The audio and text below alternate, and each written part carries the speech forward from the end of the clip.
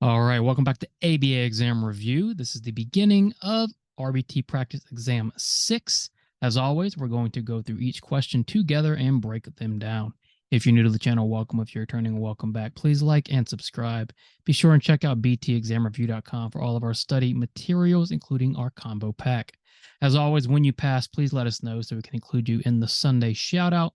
Work hard, study hard. Let's get going. 1. Nap time lasts 2 hours at Jordan's school. Jordan will pretend to snore during nap time and tap his hand on his mat until his teacher asks him to stop. Jordan will briefly stop and then engage in the same behavior. Why is Jordan likely engaging in this behavior?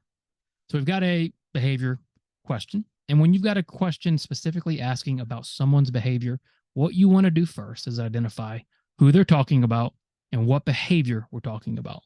So this one's pretty clear, right? We're talking about Jordan. And what behavior of Jordan? Well, Jordan will pretend to snore during nap time and tap his hand on his mat. And what is the response to Jordan pretending to snore during nap time and tapping his hand on his mat? Well, the teacher asks him to stop. And when the teacher asks him to stop, what does Jordan do? He will briefly stop and then engage in the same behavior. So why is Jordan likely engaging in this behavior and continuing to engage in this behavior? Well, if we look at it, the consequence of Jordan pretending to snore during nap time and tapping his hand on his mat is the teacher asking him to stop. So the teacher is adding something to the environment, which is reinforcing and increasing Jordan's behavior. So why is Jordan likely engaging in this behavior? Well, A, positive reinforcement. So A is our answer, but we always read every single answer choice and understand why they're wrong. So B, negative reinforcement. Why is it not negative reinforcement? Well, because the consequence, something is being added, right? The teacher is asking him to stop. So nothing's being removed. It can't be negative. And then we know it's not C and D. Why? Well, because Jordan's behavior has increased. And when it increases, it's been reinforced. So it can't be punishment. Punishment only occurs when future behavior decreases. If future behavior maintains and increases, it's got to be reinforcement. So why is Jordan likely engaging in this behavior? Well, likely his teacher is continuing to provide positive reinforcement by asking him to stop. Therefore, Jordan is continuing to engage in the same behavior in the future. Remember, we identify reinforcement and punishment by its effect on future behavior. 2. Amy loves to play with dolls. She likes to pretend her dolls are at school, or she will pretend she is putting her dolls to bed. She can do this for hours even if no one else is playing with her. What is the likely function of playing with dolls? So we have a function question, and the behavior we're looking at is playing with dolls.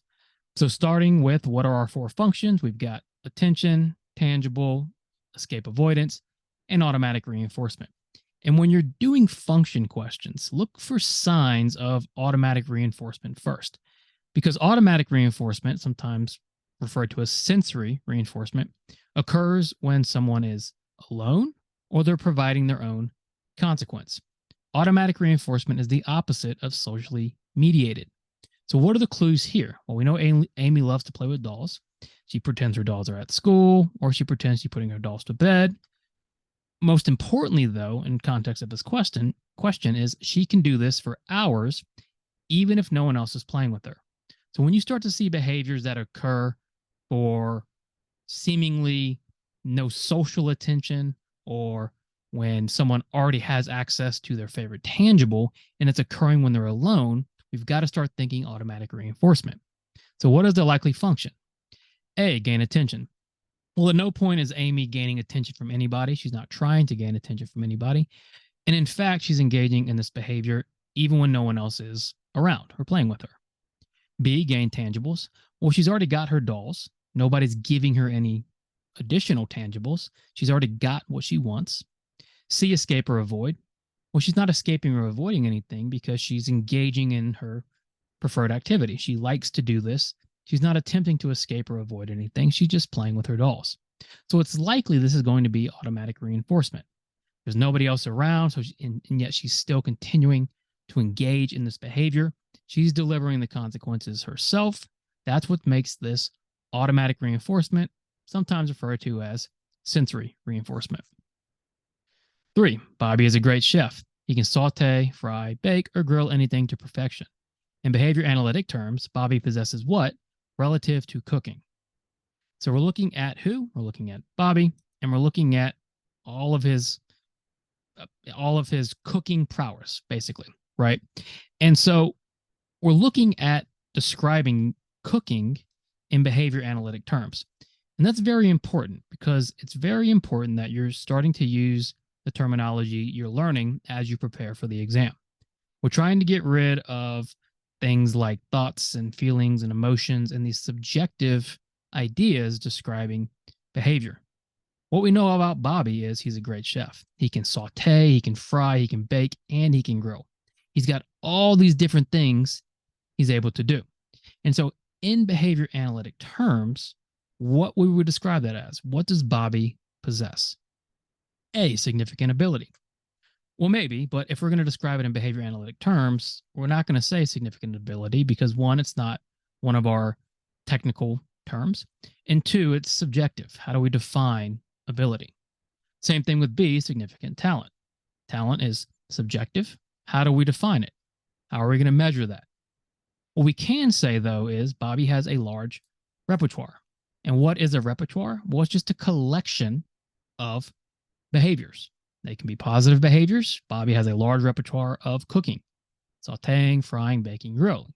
Or it can be a repertoire of maybe maladaptive behaviors, a large self-stimulatory repertoire where you engage in hand flapping and eye gazing and toe tapping and rocking. Repertoire is just a collection of behaviors, and it's a behavior analytic way to describe all these different behaviors Bobby can do, which makes him a great chef. Again, he might have ability, he might have talent. Behavior analytically, though, we want something that we can observe and that we can measure, and that is a repertoire. 4, your client is attempting to use a spoon independently while eating yogurt. Sometimes they put the spoon in the right way, but sometimes they put the handle into the yogurt instead. Your supervisor tells you to prevent them from putting the handle in the yogurt. What will you be doing? All right, we're looking at you specifically. And what are you doing in the question, relative to the question? Well, your client is attempting to use the spoon independently while eating yogurt. And then sometimes they put it in the right way. Sometimes they put the handle in the yogurt instead. So your supervisor says, prevent them from putting the handle in the yogurt. So we're not going to allow them to do what? We're not going to allow them to make a mistake. And the reason we like to teach this way is because mistakes and errors lead to more mistakes and errors. Mistakes and errors become part of the behavior chain. So your supervisor is saying, no longer allow them to make these mistakes. So what will you be doing? A, least to most prompting. Well, the least amount of prompting you can give is no prompting, right? Allowing the individual to attempt to do the behavior themselves. And you're not going to do that, right? Because you're preventing them from ever making the error. So you're not going to be using least to most prompting. With least to most prompting, you allow them to make the error. B, gestural prompting. Are you gesturing here? Well, no, you're physically preventing them from putting the handle in the yogurt. Now, with that said, be careful. Are we errorless teaching or are we physically prompting? Or we're errorlessly teaching, right? Physical prompting would be you essentially hand over hand guiding their hand to the yogurt and feeding themselves. You're not necessarily doing that, but instead you're preventing errors from occurring. And when you're preventing errors from occurring and teaching without letting those errors happen, what you're doing is C, errorless teaching. Errorless teaching literally means preventing errors from occurring while teaching. 5, it is your job to take your son to daycare on Monday mornings. You're supposed to bring his backpack and a change of clothes as well. Your wife puts your wallet on top of the clothes and the backpack on Monday morning. The wallet represents what relative to bringing the backpack and the clothes? So what is the question asking about? It's asking about the wallet and relative to bringing the backpack and the clothes. Notice how we always start by asking ourselves, what is the question asking and what is the question asking about? Because we should be doing all of our work in the question. We're not rushing to the answer choices. We never jump right to the answer choices. We make sure we understand the question first. So we're looking at the wallet relative to bringing the backpack and the clothes. So what do we know about that? Well, we know you take your son to daycare and you're supposed to bring his backpack and a change of clothes as well. So when you see the backpack and the change of clothes, that's the SD for bringing the backpack and change of clothes, because you'll be reinforced for it. Now, what does your wife do? Well, she puts the wallet on top of the clothes in the backpack. So if the backpack and the clothes are the SD, and then your wallet is an additional stimulus that comes after that SD, what will we consider that? A, an SD. Well, it's not going to be the SD, right? Because the SD should be the backpack and the change of clothes. That's going to be signaling reinforcement is available for bringing them. What the wallet is doing is prompting you, right? You can't forget it now because you can't forget your wallet. Once you go to grab for your wallet, oh, there's the backpack and the change of clothes. So the order of the contingency would be SD is backpack, change of clothes, prompt is wallet, response is bring backpack and change of clothes, consequences be reinforced. So the wallet is prompting you to bring the backpack and clothes. It's not a consequence, right? Because it's not a consequence of bringing backpack and clothes. And it's not a motivating operation because the motivation is already there to bring the backpack and change of clothes. That's not increasing the value. What the wallet is doing is prompting you to grab the backpack and clothes and bring it. 6, which of the following answer choices is an ethical concern regarding punishment? Now, we know in ABA, we always start with reinforcement and we try to exhaust all possible reinforcement interventions before moving to punishment because there are many ethical concerns regarding punishment. And so, which of the following answer choices is one of those ethical concerns? A, punishment is not permanent. Yes, that is true. Punishment is not permanent. If you stop punishment, then the behavior is likely to return, which is why if we use punishment, we should be teaching a replacement behavior as well. B, punishment can induce aggression. Absolutely. Punishment-induced aggression is a very real and common thing. C, punishment can create aversives. Definitely. If you're the one always delivering punishment, well, you can become paired with that punishment, and you yourself can be a punisher. So really, ethically, we need to be concerned with the fact that punishment is not permanent. Stopping it can lead to the behavior coming back. Punishment can induce aggression. We've got to be on the lookout for aggressive behavior. And punishment can create aversives, meaning if we start pairing things with punishment, things in the environment become aversive. So which of the following answer choices is an ethical concern? Well, D, all the above. 7, the passage of time belongs on the blank, and the behavior of interest belongs on the blank. Now, if you read this and just were completely confused off the bat, think about graphing. Okay, you've got to be at least familiar with graphing and graphing a line graph. And what you really want to be familiar with is the x and the y axis and which goes on which. So we have the passage of time and we have the behavior of interest. So on a line graph, when we're graphing behavior, where does time go?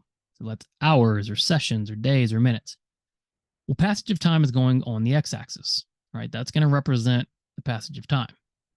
The behavior of the interest is going to go on the y-axis, the vertical axis. So the passage of time belongs on the y-axis? No. The passage of time belongs on the x-axis? Yes. And the behavior of interest belongs on the y-axis? Yes. B looks good. Read all of our answer choices. C, the passage of time belongs on the condition change line? No. Passage of time belongs on the x-axis? Yes. Behavior of interest belongs on the baseline? No. Passage of time belongs on the x-axis, and the behavior of interest belongs on the y-axis. With graphing, there are just certain things you're going to need to know, and it's on our study guide, but you don't need to be intimidated by graphing questions because they're not overwhelming once you've studied them just a little bit. And then finally, 8, Tommy sets himself a work goal for Saturday. He tells himself that he will work for at least 3 hours before he joins his friends at the pub. How will Tommy measure his behavior to know if he met his goal? So who are we looking at? We're looking at Tommy. What is Tommy trying to do? He wants to measure his behavior to see if he met his goal. So what is Tommy's behavior? Well, he's going to work, and his goal is to work 3 hours before he joins his friends. So how should Tommy measure the behavior? Because he needs to know, have I worked 3 hours? A, rate. Well, is Tommy collecting frequency data here? No. So without frequency, we can't have rate. B, latency. That's the time in between the SD and the start of the response. Tommy's not concerned about the time in between the SD and the response. He's concerned about how long the response of working lasts. The same thing with C, into response time. We're not concerned about time in between responses. What we're concerned about is the length of the response. And when we're looking at the length of a response, in this case, we need it to be 3 hours, we're going to be measuring duration. All right, thanks for watching part 1. We'll be following up with part 2, so be on the lookout. Make sure you subscribe to get all of our updates. As always, when you pass, let us know so we can include you in the Sunday shout out. Work hard, study hard. See you soon.